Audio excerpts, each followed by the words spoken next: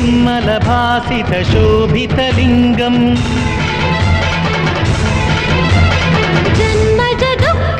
जन्मजदुःखविनाशकलिङ्गं तत्प्रणमामि सदा शिवलिङ्गम्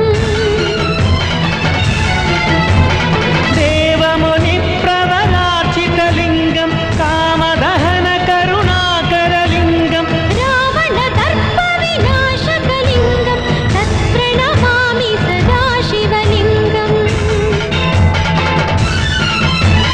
सर्वसुगन्धसुलेपितलिङ्गं बुद्धिविवर्धनकारणलिङ्गम्